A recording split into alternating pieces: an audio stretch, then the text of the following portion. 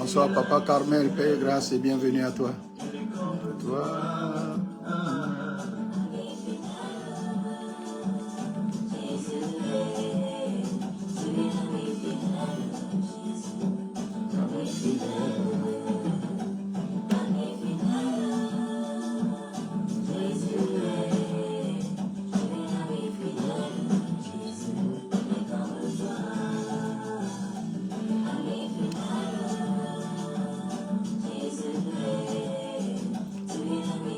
Bonsoir, bonsoir, maman Dravidienne. Bonsoir, maman Prudence. Bienvenue, paix et grâce.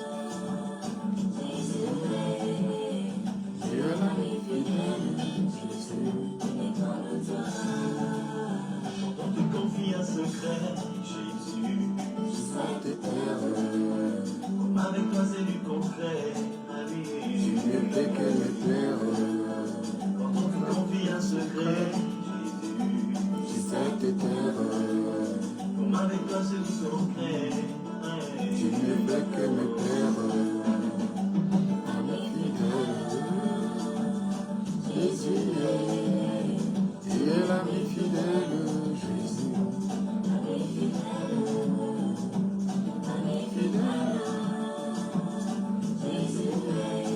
Paix et grâce, maman, sois bénie.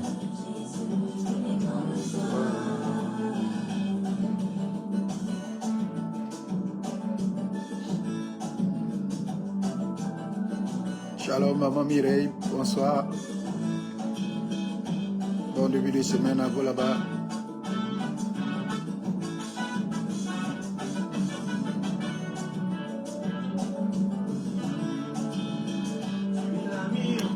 Constant, l'âme conséquée, et qu'on se vienne les nuits de 100 ans, l'amour ne reste trahi. Tu es l'ami en toutes circonstances, l'âme conséquée, et qu'on se vienne les nuits de 100 ans, l'amour ne reste trahi. Ami fidèle.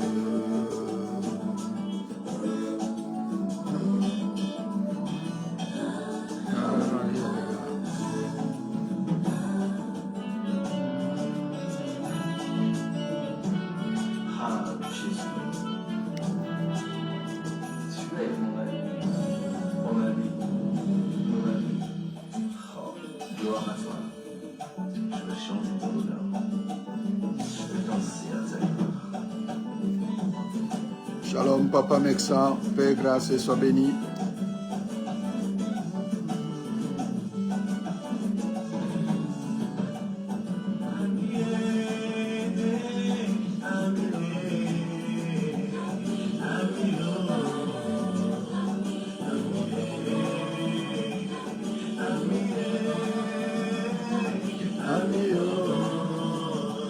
Bonsoir, Maman Raïssa, paix, grâce et salutations à Papa. Shalom, Maman Irène, paix, grâce. Ami,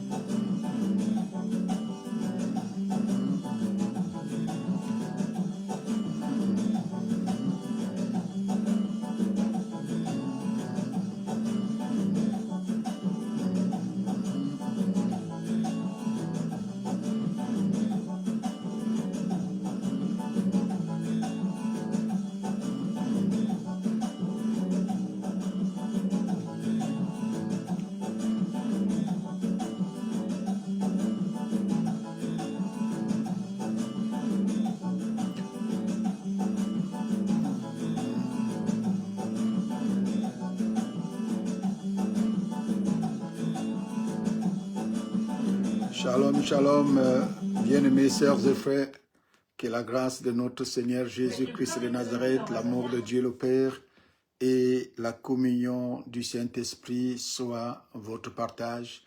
Bienvenue à notre programme de tous les lundis et lundis d'enseignement. Nous sommes là, bien-aimés, pour honorer ces rendez-vous ou aussi mettre le Seigneur Jésus-Christ de Nazareth à la première place. J'aime toujours, bien, avant de commencer toute chose, citer ou reprendre le contexte dans lequel nous sommes. La Bible nous révèle que lorsque Jésus allait chez Marthe, la petite sœur de Marthe, Marie, venait s'asseoir au pied de Jésus. Et un jour, la grande sœur Marthe est venue se plaindre auprès du Seigneur, que Seigneur, tu ne vois-tu pas de ce que ma petite sœur Marie me laisse toutes choses à la cuisine. Alors Jésus va répondre à Marthe en disant, Marthe, Marthe, Marthe, tu te préoccupes pour trop de choses pour rien. Que le monde dans lequel nous sommes bien-aimés nous amène souvent à beaucoup de préoccupations, à beaucoup de distractions, à beaucoup, bien-aimés, de programmes. Mais Jésus a ajouté à Marc, en disant à Marc une seule chose, pas deux, pas trois, une seule chose est importante. Marie a choisi la bonne part qui ne lui sera point ôtée. Alors si, bien-aimé, tu es là, c'est que toi aussi, comme Marie, tu as choisi la bonne part qui te sera point ôtée. Parce que la Bible nous révèle que mon peuple périt parce qu'il manque la connaissance. Et l'archange Gabriel avait révélé à Daniel que dans les derniers temps, seuls ceux-là qui auront une connaissance, une véritable connaissance de leur Dieu, pourront agir avec fermeté, pourront dire non quand il faut dire non, et pourront dire oui quand il faut dire oui. Parce que nous sommes dans un monde bien-aimé où les gens sont devenus comme des moutons de Panurge, où quand l'autre fait, eh bien, bien-aimé, une expérience sociale a été faite d'ailleurs dans une université, je pense l'université de Kaneksuki, où un professeur a dit à ses élèves que nous allons tous tomber d'accord. Quand je vais vous demander la couleur de cette chemise qui est rouge, vous allez tous me dire bleu.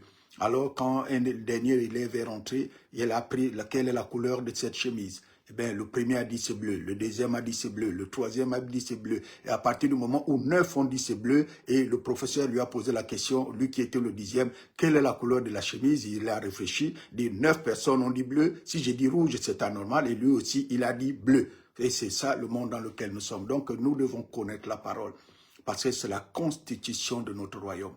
La Bible déclare que, bien aimé, l'Église est la colonne et l'appui de la vérité. À partir du moment où l'Église parle, bien aimé, le même langage que le monde, alors que la Bible, bien aimé, nous exhorte à avoir, bien aimé, l'intelligence renouvelée. La Bible nous demande, bien aimé, de parler selon, bien aimé, les instructions ou selon les principes du royaume. Alors, bien aimé, nous devons nous en tenir, bien aimé, sur ce que la parole dit. Parce que si la parole de Dieu dit que c'est comme ça, alors c'est ce que nous devons faire. C'est pour cela, bien aimé, tous les lundis, nous sommes là de 21h à 22h pour nourrir notre âme. Parce que Jésus a aussi ajouté que l'homme ne vivra point, ou j'ajouterai pour bien éclaircir, l'homme intérieur ne vit pas de pain et de vin. L'homme intérieur, bien aimé, lui, il vit de la parole de Dieu.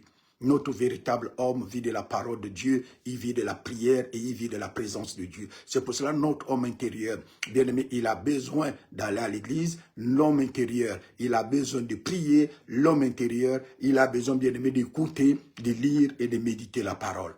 C'est pour cela, bien aimé, quand le Saint-Esprit est descendu, ce n'est pas anodin ce qui est écrit dans la parole de Dieu. Dès que le Saint-Esprit est descendu, après la Pentecôte, le Saint-Esprit inspira l'Église à s'organiser. Et la Bible déclare que l'organisation de l'Église était, bien aimé, sur 4 points. Le premier point, le tout premier point, le point le plus important sur lequel, bien aimé, les apôtres avaient mis un grand accent, c'était l'enseignement des apôtres. Les gens étaient assidus au temple. Et c'est pas comme maintenant là, bien aimé, à l'époque, quand les gens disent, quand la Bible dit, les gens étaient assidus au temple, bien-aimé, le culte, bien-aimé, c'est le dimanche, c'était de 6h du matin à 18h. C'est pour cela, quand vous lisez les actes des apôtres, la Bible nous révèle qu'ils avaient tout en commun. Ils mangeaient bien-aimé ensemble parce qu'ils venaient très tôt Alors les femmes travaillaient, les femmes préparaient le samedi, c'est comme c'était, tous les dimanches c'était comme des agapés, les femmes travaillaient pour préparer le samedi, alors elles venaient avec les marmites, avec la nourriture qu'elles avaient préparée, et le culte commençait le matin, à midi on arrêtait le culte, il y avait une pause déjeuner, tout le monde mangeait ensemble, ceux qui n'en avaient pas, bien aimé, mangeaient comme les autres. Je me souviens même quand on était petit, lors des fêtes du Nouvel An, je me souviens que maman prenait, elle préparait toutes les marmites, elle prenait la table, elle mettait à l'extérieur de la maison, et toutes les marmites là, avec les assiettes, avec les verres, avec, bien aimé, les jus de fruits et les boissons. Alors n'importe qui pouvait venir, bien aimé, même si on ne le connaissait pas. Tu venais, tu ouvrais la marmite, tu te servais, tu t'asseyais, tu mangeais, après tu continuais ton chemin. C'était à l'époque, ça, c'était dans mon jeunesse, c'est comme ça que ça s'est passé. Et dans toutes les familles, bien aimées gabonaises, dans notre coin, dans notre région, ça s'est passé comme ça. Les fêtes étaient, bien aimées, ouvertes à tout le monde. C'était un temps de célébration. Alors c'était comme ça que l'église primitive, bien aimée, agissait, jusqu'au point où il a commencé à avoir des frictions, et ces frictions-là a amené les apôtres à pouvoir organiser les choses pour établir les diacres afin de s'occuper de cette chose-là, de s'occuper de ce qui s'est passé, bien aimé, pour que les gens, les uns et les autres ne soient pas lésés. Alors nous sommes là tous les lundis, bien aimés, pour que notre âme soit rassasiée, pour accéder à la maturité. Voyez-vous, la maturité ne consiste pas à beaucoup de choses. La maturité est tout simplement quand nous adaptons notre mode de vie au mode de vie du royaume. À partir de ce moment, nous commençons à manifester la maturité spirituelle. J'ai dit bien, répétez, retenez cela. La maturité spirituelle consiste à ce que, bien aimé, nous puissions adapter notre mode de vie au mode de vie, bien aimé, du royaume. C'est là où on devient mature. Mais quand on est enfant, c'est continuer à aller à l'église, mais à se comporter comme bien aimé les gens du monde. Ça, c'est bien aimé que les bébés spirituels, ceux qui ont encore besoin du lait. Mais celui qui a besoin de la nourriture, c'est que, comme nous l'avons dit bien aimé lundi dernier, un homme, une femme spirituelle, un homme, une femme mature, bien aimé, ne dit pas que mon corps est fatigué, je vais dormir par rapport à aller adorer mon Dieu. Non, ça c'est, bien aimé, de l'immaturité spirituelle. Parce que c'est les bébés qui font ça, qui réfléchissent comme ça et qui agissent de la manière. Et une personne mature, c'est que la force, c'est le Seigneur qui me la donne. Alors, bien aimé, la Bible déclare que ceux qui se confient en l'Éternel, bien aimé, renouvellent leur force, ils prennent la vol comme un aigle. Et David a dit dans le livre des Psaumes que même les jeunes hommes connaissent la fatigue. Mais ceux qui, bien aimé, se confient en l'Éternel, voient leur force renouvelée. Ils sont comme des arbres, bien aimés, plantés au bord d'un courant d'eau qui donnent, bien aimé, leurs fruits à chaque saison. Et c'est pour cela la Bible, bien aimé, nous dit que nous sommes des arbres plantés dans la maison de l'Éternel, pas bien aimé ailleurs. Nous sommes plantés dans la maison de l'Éternel. Alors il faut que tu sois un arbre planté dans la maison de l'Éternel. Pourquoi, bien aimé, le Seigneur a utilisé cette métaphore? C'est pour montrer que, bien aimé, quand un arbre, bien aimé, est déraciné, alors il y a de fortes probabilités qu'il meure. C'est pour ça que quand tu restes planté, tu dois rester là. Un arbre, quand il est planté, les vents viennent, les vents vont bouger, bien aimé, ses branches, les vents vont de fois faire tomber ses feuilles. Tout ça, c'est des frictions que nous avions, c'est des attaques que nous avions, c'est des incompréhensions que nous avions. Ça fait partie de notre marche. Mais aussi longtemps que nos racines, bien aimées, sont enfouies dans le sol, bien aimé, à partir de ce moment, nous resterons solides. Pourquoi? Parce que le sol sur lequel, bien aimé, nous sommes bâtis, c'est Jésus-Christ de Nazareth, le rocher des âges. C'est pour ça que lui-même a pris la parabole, bien aimé, de deux maisons, une qui avait été bâtie, bien aimé, sur le roc, l'autre a été bâtie sur du sable, et celle qui a été bâtie sur le roc, bien aimé, les deux maisons ont eu les mêmes afflux. Ils ont eu des tempêtes, ils ont eu des intempéries, mais celle qui était bâtie sur, bien aimé, le roc a résisté. Alors c'est ce que, bien aimé, j'ai pris, que ça soit pour nous, j'ai pris que ça soit pour toi. C'est pour cela, lundi, nous prenons un peu de notre temps pour partager, bien aimé, ces moments, pour, bien aimé, interagir, parce que derrière ce que nous sommes en train de faire, il y a la main de Dieu, il y a l'Esprit du Seigneur qui contrôle toutes choses, parce que, bien aimé, ce n'est pas en vain que nous nous asseyons tous les lundis pour donner au Saint-Esprit 1 heure. Alors, sois béni au nom de Jésus-Christ de Nazareth. Nous allons prier. Père, je te remercie pour ces moments, pour ta présence. Tu es celui qui nous a précédés, Seigneur oh Dieu, qui a, Seigneur oh Dieu, planifié ces moments et qui permet, Seigneur oh Dieu, que nous puissions recevoir ta parole avec, Seigneur oh Dieu, Papa, diligence, avec action de grâce et avec soif. Merci, Seigneur oh Dieu, de nous accorder, de pouvoir, Seigneur oh Dieu, Papa, oh Dieu, voir ce qui est derrière la parole. Voir ta main, voir, Seigneur, oh Dieu, tes directives et tes instructions, et qu'en fait que, Seigneur, oh Dieu, nous puissions nous lever pour te servir. Parce que tu nous as appelés, Seigneur, oh Dieu, Papa, à être à ton service, alors nous voulons le faire.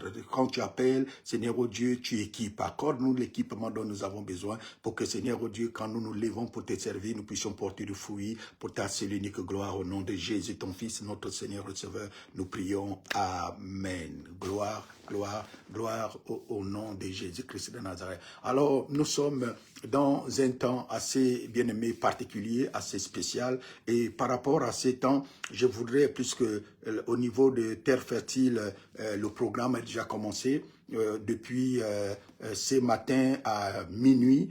Terre Fertile a commencé la période de 21 jours de jeûne et prière, et les autres églises, par exemple nous ici à Paris, à partir de lundi 17, toutes les autres églises. Pourquoi nous commençons toujours? Terre Fertile a toujours une semaine de plus que nous, parce que Terre Fertile, c'est la mère bien-aimée de tout le monde. Terre Fertile doit montrer l'exemple alors qu'ils ont toujours une semaine avant tout le monde. Alors je voudrais tout simplement par rapport à cela vous encourager tout le monde que les temps de jeûne, c'est des temps très très importants.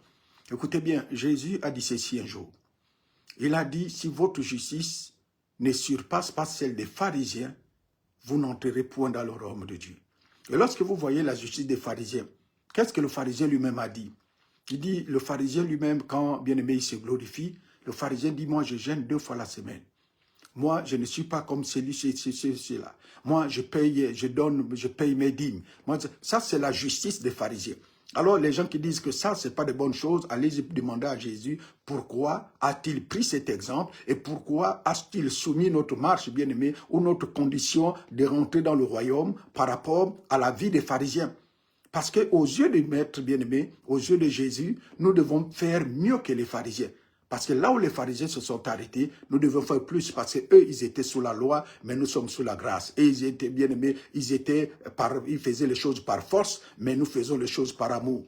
Et vous savez tous, bien aimé, l'amour aux yeux de Dieu, l'amour selon, bien aimé, le Saint-Esprit, c'est agapao.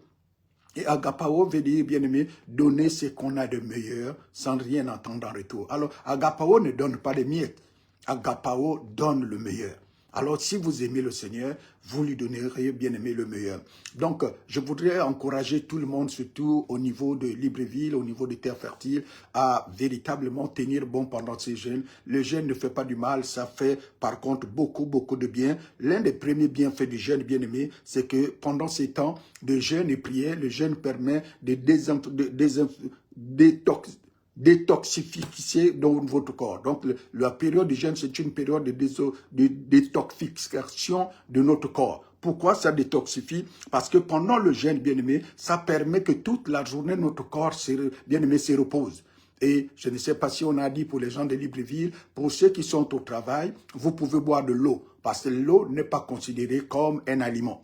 Mais ne buvez pas de jus de fruits, ne buvez pas de coca, ne mâchez pas les chewing-gums, parce que quand vous mettez le sucre c'est un aliment.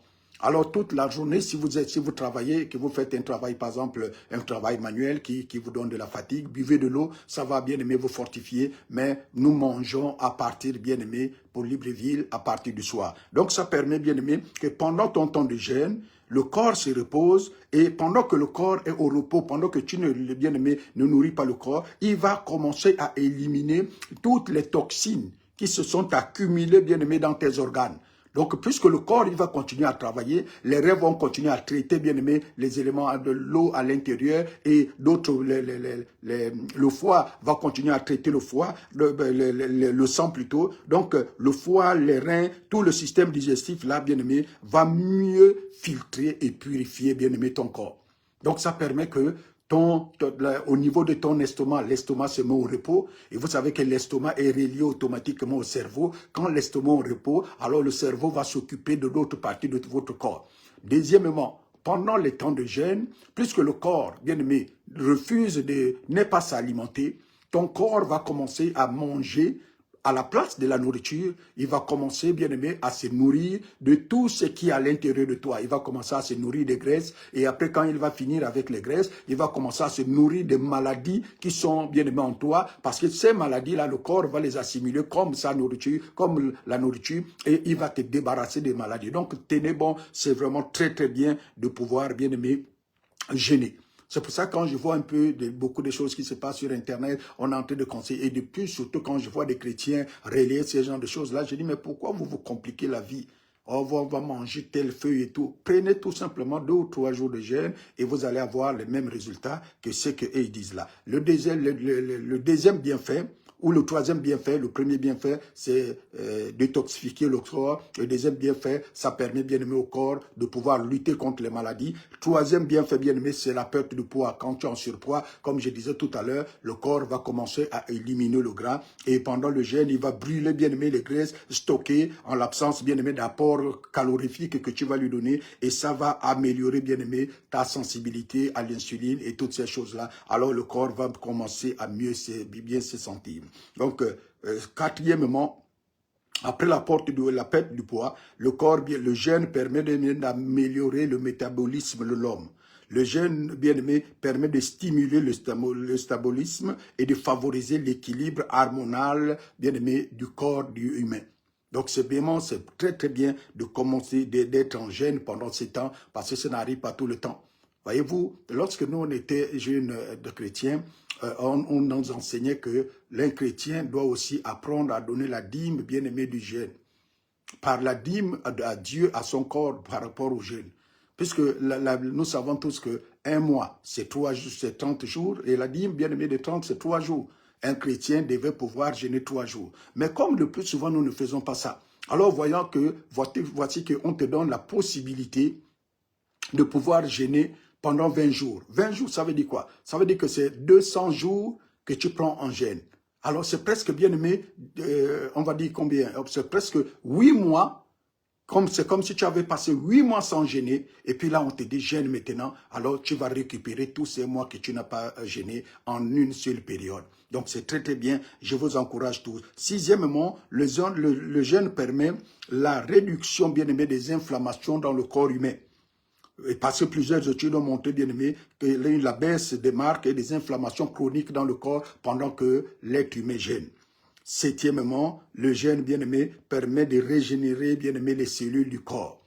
Donc, c'est très, très important. Jeûner, je vous donne, bien aimé, beaucoup d'avantages parce que le jeûne actif, bien aimé, l'autophagie, qui est le processus de nettoyage et de renouvellement des cellules.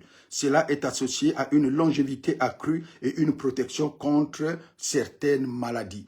Donc, le jeûne est très, très, très, très bien. Ça régénère les tissus, ça régénère les cellules de ton corps. Donc, la petite fatigue que tu as là, et comme je disais dimanche au bien-aimé de Goshen Paris, que ne permettez pas pendant la période de jeûne que votre estomac vous manque de respect.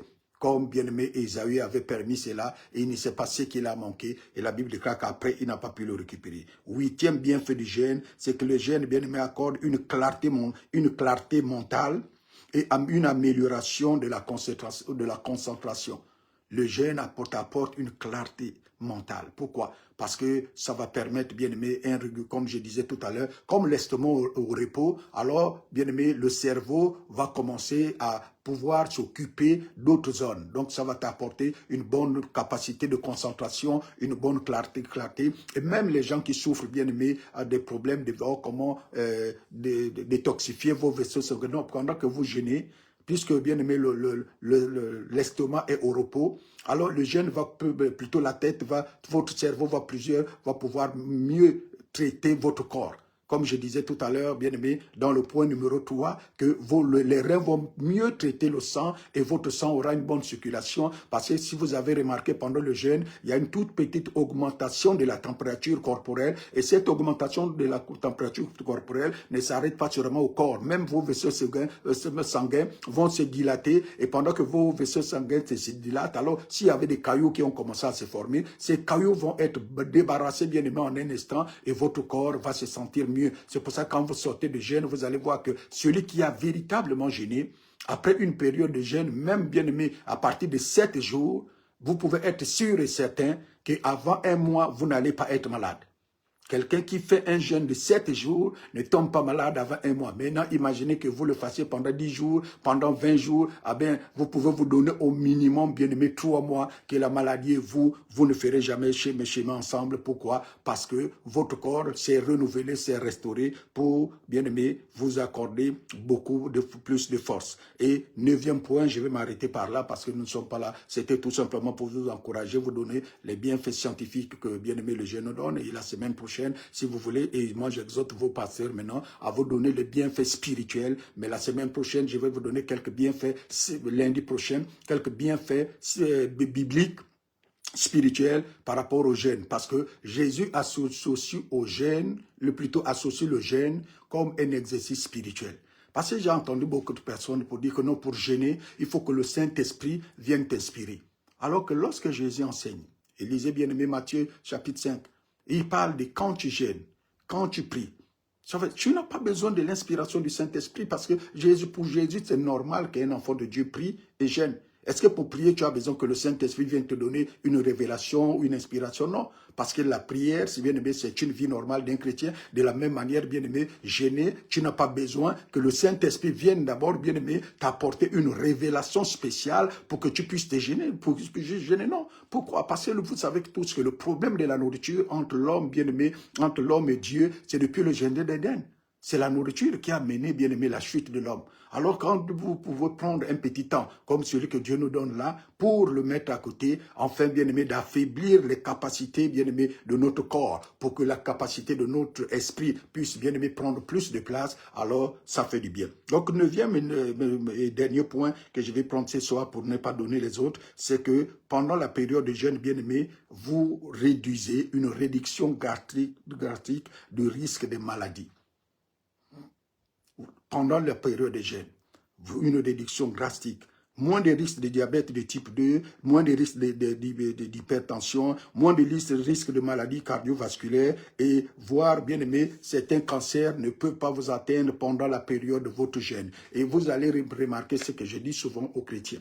Si tu es en bonne santé, comme moi ce soir, si tu commences à jeûner, au bout d'1 jour, 2 jours, et la maladie survient, n'arrête pas. Ça veut dire quoi? Toutes les maladies qui surviennent après la période, après que tu as commencé le jeûne, c'est les maladies qui étaient déjà en toi, qui étaient déjà dans le corps. Et ces maladies-là attendaient tout simplement le moment propice pour, bien aimé, attaquer ton corps. Alors, pendant que tu jeûnes, ton corps devient plus faible et ton esprit plus fort. Et bien aimé, à partir de ce moment, et ces maladies-là se manifestent parce que, en un mot, elles ont été découvertes, mises à nu et elles vont partir. Donc, pendant que tu commences le jeûne, si tu as un mal de tête, si tu as un mal de ceci, n'arrête pas. C'est un encouragement, c'est un signe que le corps est en train de dire, ah, heureusement que tu m'as mis dans cette condition. Sinon, cette maladie qui avait déjà pris place en moi, c'est comme des militaires qui sont déjà rentrés, bien aimés, qui n'attendent que le jour J pour faire leur coup d'état. Alors, quand on les découvre, bien aimé, on les expose. Donc, là, le jeûne expose toutes les maladies, bien aimés, qui sont en nous pour, bien aimé, mieux les détruire.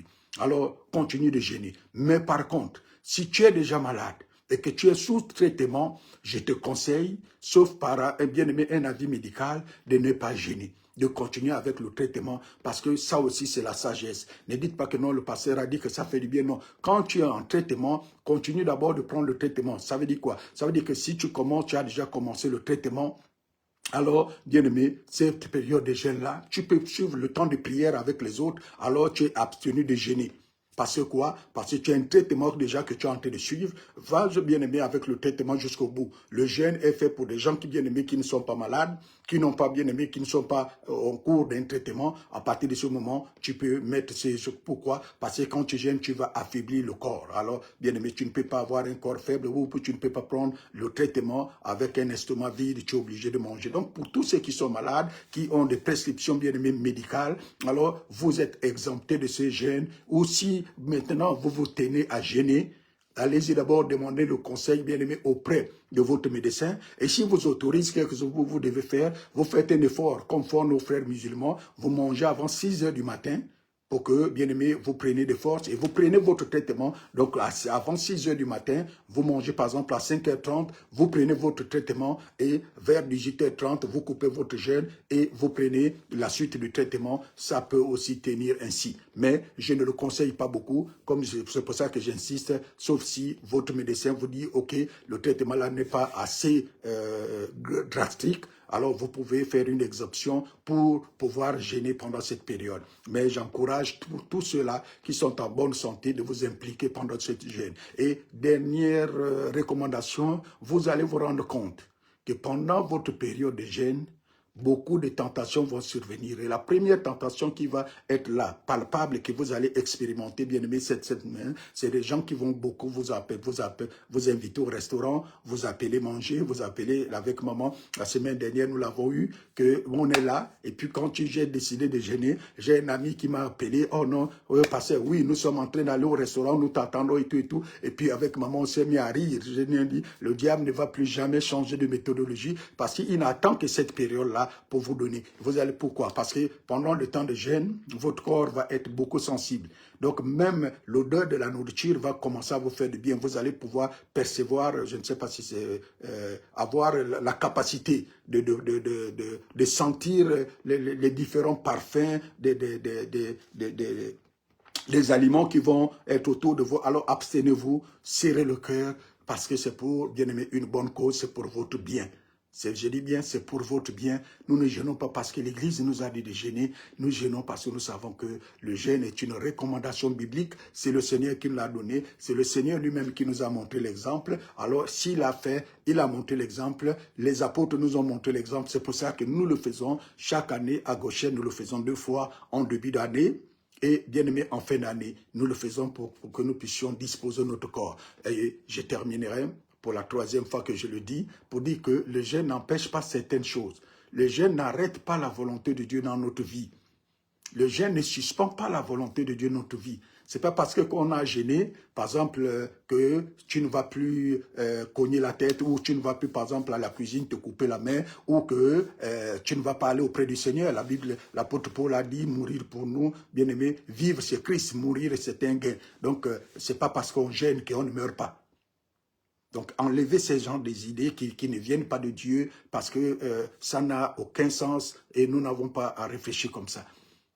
Nos vies sont entre les mains de Dieu. Si Dieu décide que nous partons, que nous rentrons à la maison aujourd'hui, voyez-vous, quand nous préoccupons de la mort, en fait, là, s'il y a quelqu'un qui devait banaliser la mort, c'était un enfant de Dieu. Parce que pendant que nous sommes ici, le Père voudrait bien aimer que nous puissions être à ses côtés. Le Père soupire de notre présence. C'est comme un parent qui avait un enfant à l'étranger. Imaginez que, bien aimé, demain matin, vous avez un enfant à l'étranger, que votre enfant vous appelle pour dire, oh maman, j'ai fini les études, je rentre, demain c'est mardi, je rentre mercredi. Vous serez en joie. C'est comme ça que, bien aimé, le royaume de Dieu voit pour nous. Parce que nous sommes sur la terre ici des pèlerins. Nous sommes venus ici pour vivre une expérience. Nous sommes ici, bien-aimés, pour pouvoir, bien-aimés, adopter un certain comportement, pour voir comment nous devons nous comporter lorsque nous allons être bien-aimés dans le ciel, pour avoir une formation de comment nous allons adorer Dieu pour l'éternité, bien-aimés, dans le royaume. Alors nous sommes venus, quand cette formation-là, si elle finit pour un ou pour l'autre, bien-aimé, aujourd'hui ou demain, nous devons, bien-aimés, glorifier le Seigneur, nous donnons gloire à Dieu. Pourquoi? Parce que nous sommes rentrés dans des temples. Pour tous ceux-là qui ont déjà expérimenté que le Seigneur a ouvert les yeux ou amené à voir ce qui se passe de l'autre côté, bien aimé, vous verrez que quand vous voyez ce qui est de l'autre côté, vous n'aurez pas envie de revenir ici. Parce que l'autre côté, vous pouvez vous imaginer une ville où les ruelles sont en or, où les maisons, les portes des maisons sont de pierres précieuses, les fenêtres sont de rubis, non, mais c'est inimaginable. Et c'est comme ça que, bien aimé, c'est l'autre côté. Alors, bien aimé, ça n'a rien à voir avec un voyage que nous payons beaucoup d'argent pour être en France, pour être aux États-Unis, pour être en Chine, pour être, bien aimé, en Corée. Non, malgré ces pays qui ont une architecture assez moderne, mais ça n'a rien à voir. Il n'y a même pas de pareille mesure à cela. Ces villes-là, bien aimé, ici, nous avons des crottes de chiens partout, mais là-bas, la ville, c'est d'une propriété, bien aimé, qu'on veut dire, une propriété microscopique. Même le microscope ne peut pas, bien aimé, faire ça. Alors, c'est mieux, c'est pour ça que je voulais dire ça, pour que nous soyons en alerte, pour que nous comprenions que la volonté de Dieu est que nous soyons, pendant ces temps, bien aimés, focalisés sur ce que nous sommes en train de faire, parce que le jeûne est une, bien aimé, recommandation du Seigneur. Et comme je disais tout à l'heure, c'est un exercice spirituel. Alors, même toi-même, tu ne devais même pas attendre que l'Église donne le temps de jeûne. Tu devais associer au jeûne. Le jeûne donne plus de puissance, bien aimé, à la prière. La prière seule, c'est comme une voiture avec un moteur simple. Et le jeûne, c'est comme une voiture, bien aimé, qu'on a ajouté le turbo.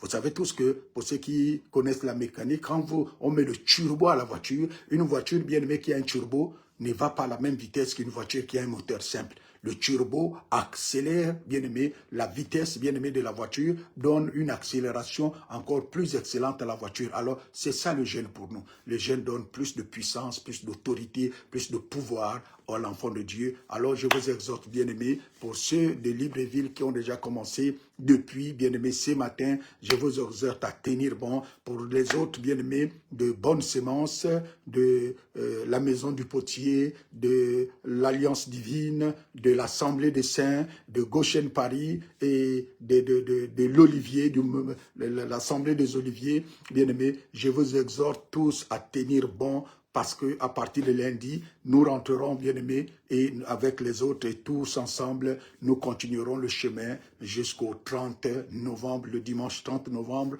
après le culte, ben, nous célébrerons le Seigneur pour dire merci de nous avoir accordé ces jours. Donc, soyez abondamment bénis et que la grâce et la faveur du Seigneur soient votre partage ou notre partage à tous au nom glorieux de notre Seigneur et Sauveur Jésus-Christ de Nazareth. Alors, comme je vous l'avais promis lundi dernier, cette étude sur le bien-aimé sur lequel nous sommes est basée sur le thème de connaître la volonté de Dieu. Et nous avons dit, depuis déjà 2 mois, ou 3 mois, je ne sais pas combien de temps nous avons déjà passé dessus, nous avons dit que la première chose qui nous permet de connaître la volonté de Dieu, c'est la nature. La première révélation que nous avons pour bien aimer connaître la volonté de Dieu, c'est par la nature. La Bible nous dit, la nature, bien aimé, nous parle, bien aimé, de la volonté de Dieu.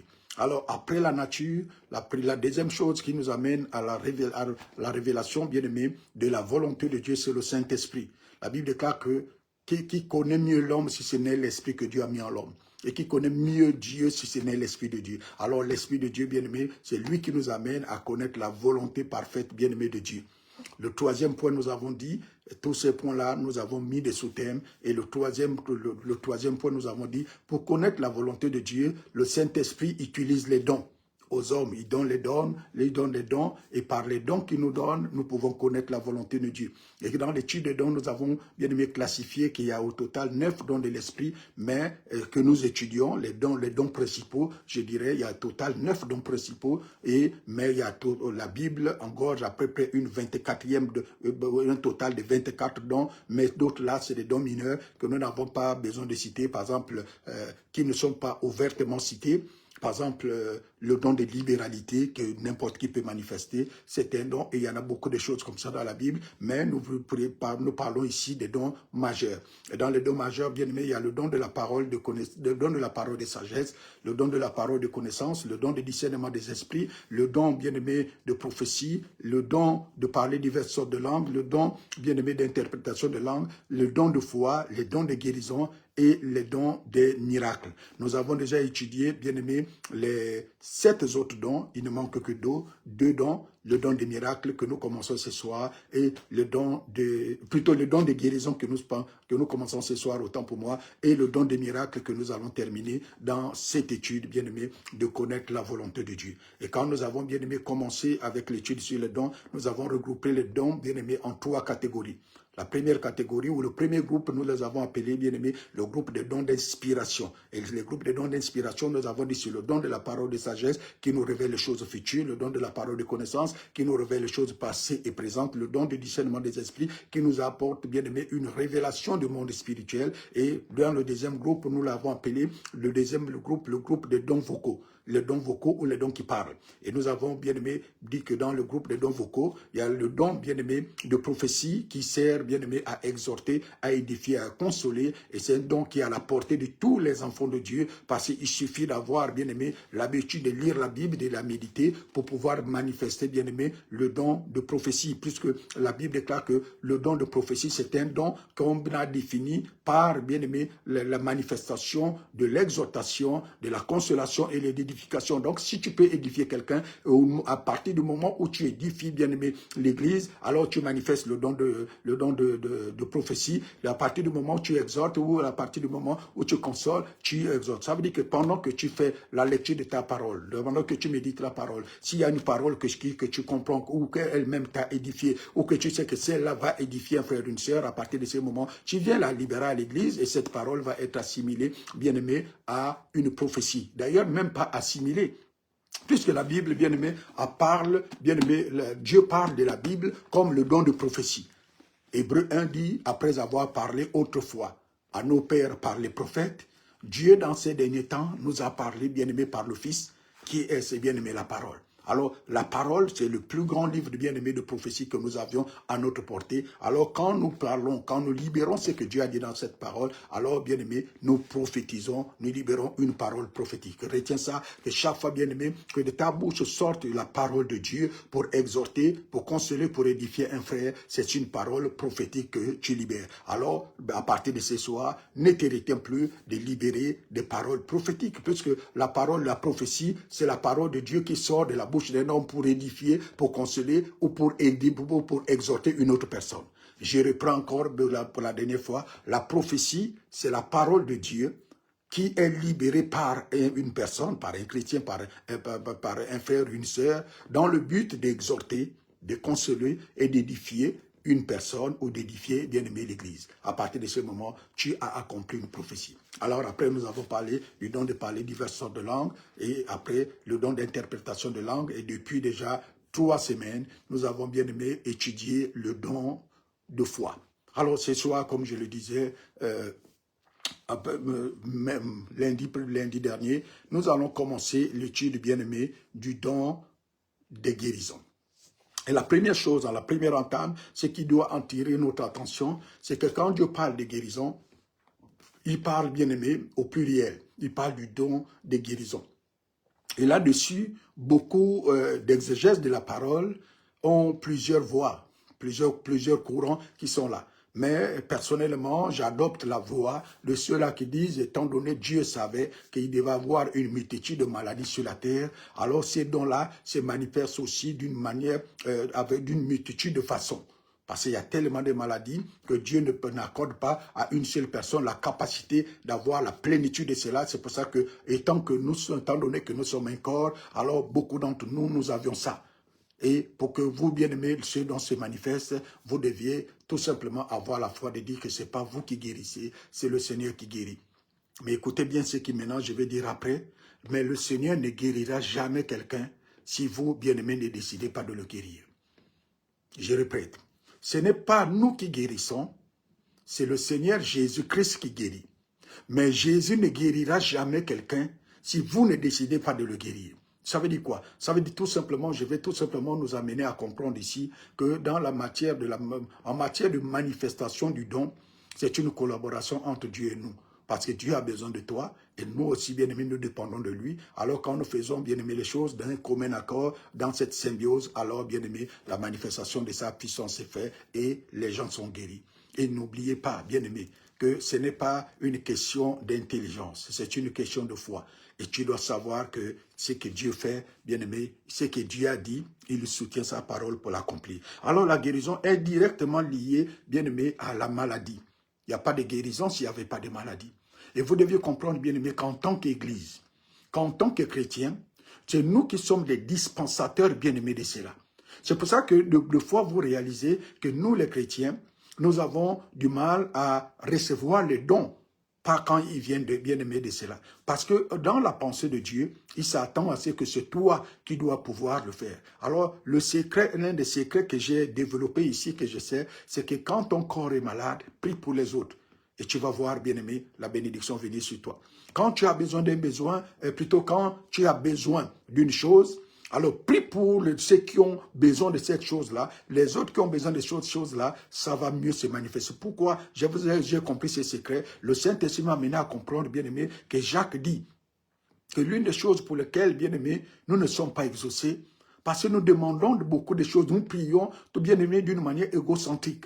Beaucoup de gens qui prient, ils prient pour leurs propres besoins. Ah, Seigneur, j'ai besoin d'une télévision. Seigneur, fais-moi ceci. Moi. Et puis le Saint-Esprit, ça fait déjà très très longtemps, m'a dit, si tu veux le raccourci pour déjouer cette manière de faire là, alors quand tu as un besoin, si tu as besoin d'une télévision, prie pour ceux qui n'ont pas de télévision. Pendant que tu vas prier pour eux, puisque tu deviens, bien-aimé, le facteur par qui ces miracles va passer pour atteindre, alors Dieu va t'envoyer une tonne de télévision pour faire de toi le facteur qui va distribuer les télévisions à son peuple, à ses enfants. Alors ceux qui auront besoin, plus les télévisions vont transiter par toi. Alors pendant que les télévisions transitent par toi, tu prends la tienne, tu déposes et puis tu laisses passer pour les autres, parce que c'est comme ça que Dieu fait les choses. Ça, c'est ce que lui, il m'a appris. Je n'ai pas fait de ça une loi ou une doctrine, mais moi, c'est comme ça que j'ai appris à fonctionner, parce que c'est le Saint-Esprit qui m'a révélé ça. C'est quelque chose de, ça, c'est bien aimé, quelque chose de personnel entre lui et moi. Je ne dis pas que c'est fait pour tout le monde. Donc, c'est comme ça que nous faisons.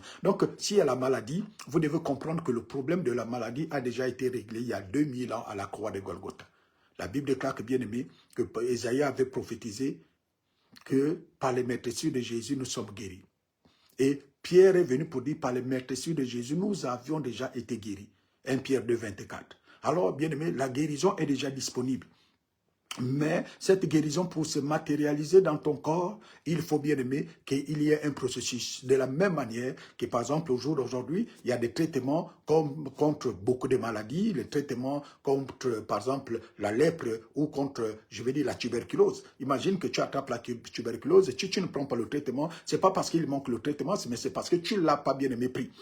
Et c'est la même manière, la même chose, bien aimé, pour la guérison. La guérison a déjà été acquise. Mais si tu ne manifestes pas le processus, si tu n'accomplis pas les principes qui t'amènent, bien aimé, à prendre cette guérison pour tienne, alors elle va rester là. Et il y a un homme qui disait, c'est pas parce qu'il n'y a pas de coiffeur que, bien aimé, les gens le cheveux sales. Les gens le cheveux sales parce qu'ils ont du mal à aller chez le coiffeur. De la même manière, c'est pas parce que, bien aimé, il n'y a pas de savon que les gens ont des corps sales. Les gens sont sales parce qu'ils ne veulent pas se laver. Le jour que tu vas décider de te laver avec le savon, alors le savon va bien avoir accomplir la mission pour laquelle il a été, bien aimé, fabriqué. C'est la même chose, bien aimé, avec la guérison. Quand nous l'appliquons, comme, bien aimé, le Seigneur l'a demandé de faire, à partir de ce moment, elle va agir dans notre vie. Donc là où il n'y a pas de maladie, il n'y a aucun besoin, bien aimé, de manifester le don. C'est pour ça, dans nos églises, aujourd'hui, nous avons de moins en moins de manifestations, bien aimé, de guérisons, des miracles et de prodiges. Pourquoi? Bien aimé, dans nos églises, il n'y a pas de guérison, il n'y a pas de, bien aimé, de miracles, il n'y a pas de prodiges, parce que les païens ne viennent pas en grand nombre dans nos églises. Parce que ce que Dieu fait, le don de guérison, le don de miracles, le don de prodiges, Dieu fait, bien aimé, pour épater les païens. Ce n'est pas pour les chrétiens, parce que les chrétiens connaissent ça. Alors Dieu voudrait que nous puissions amener à l'église, bien aimé, les gens qui sont malades, et lui, il va s'en occuper. Vous n'avez pas besoin de dire, de faire quoi que ce soit, lui, il va s'en occuper. Si vous évangélisez quelqu'un, qui vous dit que non, viens à l'église, le Seigneur va te guérir, et si la personne là vient à l'église, puisque vous avez déjà sémé la sémence de foi dans son cœur, la personne là va venir, le Seigneur Jésus lui-même va s'occuper de cette personne-là, même si la personne, même si le pasteur bien aimé ne s'occupe pas de la personne. Vous prenez n'importe qui, il impose les mêmes faits. Je vais vous prendre rapidement un témoignage et nous n'avons même pas le temps de commencer même. J'ai toujours pris ces témoignages qu'on nous a donnés. Il y a une sœur qui avait évangélisé une maman, bon, et disons une autre sœur, une personne qui était à l'époque dans les années 2000. L'autre personne était, non, je pense que c'était dans les années 96, 98. J'ai pris la date exacte. Alors, elle avait évangélisé une dame qui avait le VIH-Sida au stade terminal. Alors, la sœur qui l'a évangélisé lui a dit que non, dimanche, tu vas à l'église, puisque si tu donnes ta vie au Seigneur, Jésus va te guérir. Tu iras à l'église, le pasteur prie pour toi, et quand le pasteur va prier pour toi, tu vas te guérir. Alors, la personne là s'est dit, dimanche, je dois aller à l'église. Mais comme l'église de la sœur qu'il avait évangélisée était très loin de là où elle était, la sœur a dit non, tu n'as pas besoin de venir à notre église, tu vas tout simplement à l'église la plus proche, comme tu dis que dans ton quartier il y a une église, tu vas à l'église à la fin du culte, tu vas voir le pasteur et le pasteur dit au pasteur de prier pour toi, le Seigneur Jésus va te guérir parce que Jésus est le même hier, aujourd'hui, éternellement, il guérit encore, il fait des prodiges et des miracles. Alors cette dame-là, le dimanche, elle est allée à l'église, bien aimée dans son quartier. Mais heureusement pour Dieu et malheureusement pour elle, ou je ne sais pas comment on va dire l'heureux ou le malheureux, c'est où, l'église dans laquelle elle est allée ne croyait pas, bien aimée, à la guérison divine. Mais elle a assisté au culte, après assisté au culte, elle a demandé de voir le pasteur. Et quand on l'a amené vers le pasteur, elle a dit au pasteur que non, on m'a évangélisé vendredi, et on m'a dit de venir à l'église pour que tu pries pour moi, afin que le Seigneur puisse me guérir. Et le pasteur lui pose la question, tu souffres de quoi? La sœur va dire non, quand tu me vois, je souffre du VIH-Sida en stade terminal, parce que l'hôpital même m'a déjà libéré pour que j'aille attendre ce que tout le monde connaît là à la maison. Et quand le pasteur a écouté ça l'a encore fait peur. Et puis la pasteur, comme eux-mêmes déjà, ils ne croyaient pas à la guérison, le pasteur a donné leur doctrine que non, vous savez, les guérisons, c'était à l'époque de Jésus, à l'époque aussi de l'église primitive, parce qu'il fallait qu'on établisse la parole, l'autorité de la parole. Mais au jour d'aujourd'hui, presque l'humanité tout entière sait que la Bible est la parole de Dieu, donc Dieu n'a plus besoin de passer par la guérison miraculeuse. Quand tu es malade, il faut aller à l'hôpital. La sœur dit, mais l'hôpital m'a déjà chassé, comment je vais aller à l'hôpital? Alors le pasteur a commencé à argumenter, la sœur s'est mise à genoux. Je vous parle d'ici d'un pasteur qui ne connaît pas, qui n'avait jamais bien aimé imposer les mains aux malades et qui ne croit même pas à la guérison bien aimée divine. Alors la sœur s'est mise à genoux, la sœur a attrapé la main du pasteur, a mis sur sa tête, a dit, pasteur, prie, je ne suis pas venu pour que tu puisses polémiquer avec moi, prie. On m'a dit, tu pries pour moi, c'est Jésus qui guérit, c'est pas toi. Et puis le pasteur a fermé les yeux, a dit, Seigneur, fais à cette sœur-là, c'est ce que tu veux, au nom de Jésus, amen. Il a été court parce qu'il savait que rien ne devait marcher. Alors la sœur s'est levée, la sœur a dit au pasteur, oui, qu'est-ce qui était difficile de faire ça? Tu as fait ta part, alors laisse Dieu. Elle est allée à la maison. Lundi, mardi, mercredi, elle a commencé à voir que les boutons commençaient à sécher de son visage.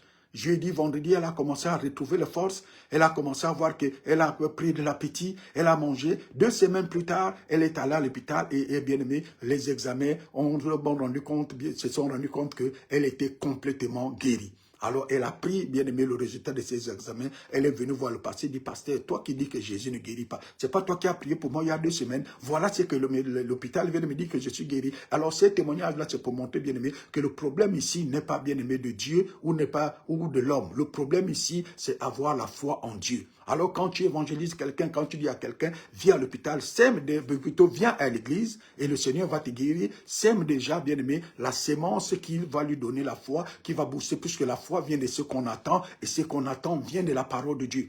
Alors, si tu sèmes la bonne sémence, quand la personne vient avec l'expectative de recevoir le miracle, alors Dieu va l'accorder le miracle. Même si le pasteur ne croit pas, même si le pasteur n'a pas le don. Maintenant ça, je vous ai pris un exemple ici pour quelqu'un qui ne croyait pas, qui n'avait pas le don, qui ne croyait pas à la guérison miraculeuse. Maintenant, imaginez que ça soit toi qui croit, bien aimé, au don du miracle, qui croit, bien aimé, que Jésus guérit encore. Alors, combien de fois ça va se manifester 2 fois plus? Le plus important, c'est de donner la place de Jésus, bien aimé, et de faire ta part. Ta part, c'est faire en sorte que les païens viennent à l'église, et la part de Jésus, c'est que quand on va imposer les mains, les gens vont être guéris. Le problème est aussi simple et bien mieux que ça, et c'est ça la manifestation du don. Dieu, pourquoi je disais que dans le problème de la guérison, c'est pas nous qui guérissons, c'est Jésus qui guérit. Et j'ai encore ajouté, mais Jésus ne guérira jamais si nous ne décidons pas de les guérir. Ça veut dire que si nous ne prions pas pour eux, Dieu ne va plus le faire parce que Dieu travaille au jour d'aujourd'hui en collaboration avec nous. Nous sommes bien aimés, les canaux au travail desquels c'est bien aimé, Dieu manifeste ou impulse sa puissance pour aller toucher le corps malade. Alors nous avons besoin de ça. C'est soit Dieu guérit par la parole, Dieu guérit par l'imposition des mains, Dieu guérit bien aimé par l'onction d'huile. Ça c'est le plus, ou par une prophétie ou une révélation. Ça c'est les moyens par lesquels, bon, que ça soit prophétie, révélation, ça c'est la parole. Donc on libère la parole et puis les gens sont guéris. Ou bien aimé, on prie pour eux, ou on fait l'onction d'huile, on prie, les apôtres ont subi, bien aimé, les 3 processus pour amener à la guérison. Alors c'est quelque chose qui est donné. Et deuxièmement, comme le temps est déjà court, et nous allons bien aimé rentrer en plein là-dedans lundi prochain. Deuxièmement, je dirais que le problème de guérir, c'est donné à tous les chrétiens. C'est comme, bien aimé, la capacité de parler en langue. Il y a le don de parler en langue, mais il y a la capacité qui est donnée. De la même manière, bien aimé, dans la guérison, il y a la capacité de guérir qui est donnée à tous les chrétiens, et il y a le don de guérison qui est donné à certaines personnes. Il y a certaines personnes qui ont reçu le don de guérison et que ces dons-là, bien aimé, se manifestent d'une manière spéciale. Mais tous les chrétiens sont appelés par la foi à guérir les malades. Souvenez-vous, Marc chapitre 16, versets 17 et 18 dit ceci. Voici les miracles qui accompagneront ceux qui auront cru. Jésus dit, à mon nom, ils chasseront les démons. Premièrement. Deuxièmement, ils parleront de nouvelles langues. Troisièmement, s'ils boivent quelques breuvages mortels, cela ne leur fera pas de mal. Quatrièmement, ils saisiront des serpents. Et cinquièmement, ils imposeront les mains aux malades et les malades seront guéris. Jésus n'a jamais cité les pasteurs, il n'a jamais cité les apôtres, il n'a jamais cité les prophètes, il n'a jamais cité, bien aimé, les évangélistes, encore bien aimé, il n'a jamais cité les docteurs. Jésus n'a jamais cité qu'un homme de Dieu que non. Il a dit, la condition ici, tu crois ou tu ne crois pas. Si tu crois, oui, les miracles t'accompagnent. Le miracle de bien aimé, de guérison là, d'imposer les mains aux malades là, dès que tu as la foi en ça, en bien aimé, ça t'accompagne. Tu n'as pas besoin de quoi que ce soit. Comme au jour d'aujourd'hui, les pasteurs ont fait de ça leur affaire. Oh non, pour guérir, il faut ceci, il faut passer par ici, il faut demander l'autorisation, il faut que c'est moi qui te donne la capacité. Qui est l'homme bien-aimé pour te donner la capacité pour guérir quelqu'un? Non, tu n'as pas besoin de l'accord d'un homme. Tu as besoin de la foi en la parole de Dieu parce que Dieu ne soutient pas ce que l'homme fait. Dieu soutient bien-aimé sa parole et dans sa parole, bien-aimé, il a dit, si tu crois, alors moi je vais le faire avec toi. Alors, ne t'occupe pas de ce qu'est-ce que ça vient, ça ne vient pas. Non, c'est le diable qui va dire que ça ne vient pas. Parce que, comme je disais tout à l'heure, ce n'est pas toi qui guéris. C'est Dieu qui guérit. C'est, bien aimé, Dieu qui guérit. Alors, pour que Dieu guérisse, Dieu a besoin de toi. Il a besoin de ton accord. Il a besoin parce que Jésus vit où? Jésus vit dans notre cœur. Alors, si Jésus vit dans notre cœur, si Jésus a besoin de mains, les mains de qui il va utiliser? C'est tes mains et de mes mains. Alors, comme il veut nous utiliser, alors accordons-le lui pour qu'il puisse nous utiliser. Et quand, bien aimé, il va nous utiliser, les miracles, bien aimé, vont s'accomplir. Et c'est ce que Dieu voudrait pour toi et moi, que les miracles, bien aimés, s'accomplissent. Et quand les miracles vont s'accomplir, le Seigneur va être glorifié au travers, bien aimé, de notre obéissance. Alors, c'est ce que je voulais, bien aimé, partager avec nous ce soir, que, bien aimé, c'est encore possible. Dieu veut se servir de toi. Dieu veut se servir de toi parce que tu es un instrument. Il veut que tu sois un instrument entre ses mains. Il veut qu'au travers de toi, bien-aimé, beaucoup de personnes, d'autres personnes plutôt, puissent reconnaître que Jésus est le même hier, aujourd'hui et éternellement. Alors, bien-aimé, à partir d'aujourd'hui, ne te sous-estime pas. Ne dis pas, bien-aimé, que tu ne peux pas le faire parce que, en vérité, tu peux le faire. N'importe qui d'entre nous, nous tous là, nous devons le faire parce que nous sommes appelés, bien-aimés, à le faire. Tu es appelé à le faire, je suis appelé à le faire et ton frère et ta sœur, bien-aimés, sont appelés à le faire parce que c'est Dieu qui nous a donné cette instruction. Alors, merci beaucoup à tous. Je vous aime tellement et je vous donne rendez-vous donc lundi prochain et à la même heure au nom de Jésus-Christ de Nazareth. Bien-aimés, c'est à partir d'aujourd'hui, n'aie plus peur. Si tu crois, le ciel, bien-aimé, la main de Dieu va se poser sur toi et les miracles vont s'accomplir. Donc, ce n'est pas une question de ceci et de cela, c'est ce que Dieu nous a donné. Le pouvoir, bien-aimé, vient contre la maladie pour, bien-aimé, remplacer là où il y a la maladie, pour que là où il y avait la maladie, la gloire de Dieu prenne place. Dieu nous a appelés, bien-aimés, à vivre la puissance du royaume. Et dans notre royaume, bien-aimé, c'est un royaume qui doit soumettre tous les autres royaumes. Vous devez savoir que quand il y a un royaume, ce royaume-là prend la première place pour assujettir les autres royaumes à la volonté bien-aimée de Dieu. Donc, je vous aime tellement, mais notre temps est arrivé. Comme je disais, à partir de lundi prochain, nous allons commencer à aller en profondeur dans, bien-aimé, notre étude du don de guérison. Et à partir de ce moment, vous allez voir que c'est cette capacité qui est donnée, bien-aimé, à tout le monde. Parce que Dieu voudrait que nous tous, nous puissions, bien-aimé, commencer à manifester, bien-aimé, cette grâce de pouvoir servir le Seigneur par la manifestation du don de guérison. Les malades vont être guéris et ça va être, bien-aimé, merveilleux. Nous allons évangéliser plus bas par des paroles, mais nous allons évangéliser, bien-aimé, par des actes. Alors, à partir de maintenant, si tu vois quelqu'un qui est malade, pose la question, veux-tu que je prie pour toi? Si tu dis oui, impose-lui les mains. Ne cherche même pas à dire, remercie le Seigneur. Seigneur, je commande que ces corps soient guéris au nom de Jésus parce que je crois en ce que tu as fait, en l'œuvre rédemptrice que tu as accomplie à la croix de Golgotha. Alors, je transmets cette guérison dans ces corps au nom de Jésus. Amen. Alors, merci beaucoup. Bon début de semaine à vous. Comme je disais au début, bon début de temps de jeûne, bien-aimés aux gens, aux bien-aimés de Libreville, et à lundi prochain, à la même heure, 21h, si Dieu le veut. D'ici là, portez-vous bien. Je vous aime, mais Jésus-Christ vous aime encore plus que moi. Alors, marchons la tête haute et sachons, bien-aimés, que nous sommes tous des instruments entre les mains de Dieu. Nous sommes tous ses serviteurs et ses servants. Si nous croyons, alors nous verrons la gloire de Dieu. C'est ce qu'il a dit. Si tu crois, à Marie, si tu crois, tu verras la gloire de Dieu. Continuons à croire et continuons, bien-aimés, à marcher la tête haute parce que le Seigneur est avec nous. Il ne nous a pas abandonnés. Nous ne sommes pas seuls. Il a promis qu'il va être avec nous tous les jours jusqu'à la fin du monde. Alors, merci beaucoup à tous. À lundi prochain, au nom de Jésus. Amen, amen et amen. Merci. Bonne soirée.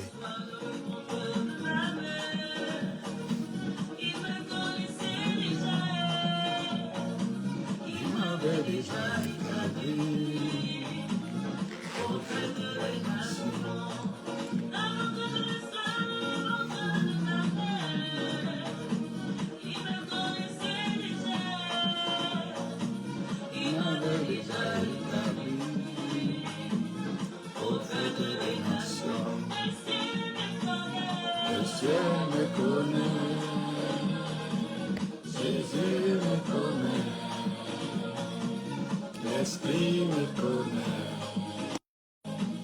je suis connu de Dieu. Le ciel me connaît, Jésus me connaît, l'esprit me connaît, je suis connu de Dieu. Merci. À lundi prochain. Bonne nuit. Bonne nuit et bonne semaine.